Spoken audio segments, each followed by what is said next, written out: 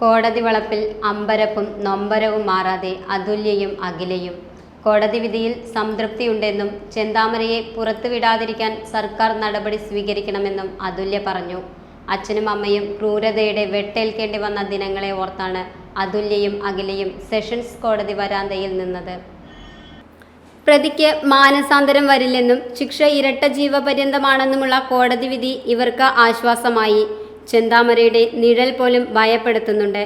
അച്ഛൻ്റെയും അച്ഛമ്മയുടെയും കൊലപാതക കേസുകൾ കൂടി പരിഗണിക്കുമ്പോൾ കോടതി വധശിക്ഷ വിധിക്കുമെന്ന പ്രത്യാശയും അതുല്യ പങ്കുവച്ചു. ഈ ഒരു കേസിൽ അയാൾക്ക് കിട്ടാവുന്ന പരമാവധി ശിക്ഷ തന്നെ അയാൾക്ക് കിട്ടിയിട്ടുണ്ട്. നിങ്ങളത് വധശിക്ഷ പ്രതീക്ഷിച്ചിട്ടുണ്ടായിരുന്നോ? ഈ ഒരു കേസിൽ ഇയാൾക്ക് കിട്ടാവുന്നതിൽ കിട്ടിയിട്ടുണ്ട്. ഇനിയും വരുന്നുണ്ടല്ലോ കേസ്. അപ്പം കേസിൽ വേണമെങ്കിൽ അപ്പോൾ ഈ വിധിയിൽ നിങ്ങൾ തീർത്തും തൃപ്തരാണ്? അതെ, ഇയാൾ പുറത്തിറങ്ങരുത് തന്നെയാണ്. നിങ്ങൾ ഇതിൽ തീർത്തും തൃപ്തരാണ്? അതെ അതെ. അതെ, പരോളോ ജാമ്യം കിട്ടരുതെന്നാണ് ആഗ്രഹം. അങ്ങനെ വന്നാൽ ഇപ്പോഴും ഒരു ഭയത്തിൽ തന്നെയാണല്ലേ?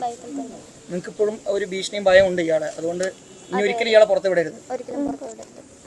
സജിതയും പിന്നീട് ഭർത്താവ് സുധാകരനും സുധാകരന്റെ അമ്മ ലക്ഷ്മിയും കൊല്ലപ്പെട്ടതോടെ തീർത്തും ഒറ്റപ്പെട്ട അതുല്യയും അഖിലയും സജിതയുടെ സഹോദരി ഹരിതയോടൊപ്പമാണ് താമസം.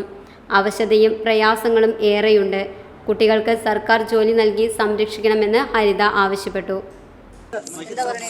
എൻ്റെ മക്കൾക്ക് അമ്മയില്ല അച്ഛനും ഇല്ലാണ്ടാക്കിയതാണ്, അഡ്രസ്സ് ഇല്ലാണ്ടാക്കിയതാണ്. ഇനി സർക്കാർ എന്തെങ്കിലും ഒരു ജോലി മക്കൾക്ക് കിട്ടണം എന്നുള്ളത് ഞാൻ അപേക്ഷിക്കുകയാണ് മക്കൾക്ക്. പിന്നെ അച്ഛനമ്മ. .വ്യൂ ന്യൂസ്, കാഴ്ചകളാണ് ലോകം, കണ്ടു തുടങ്ങുക.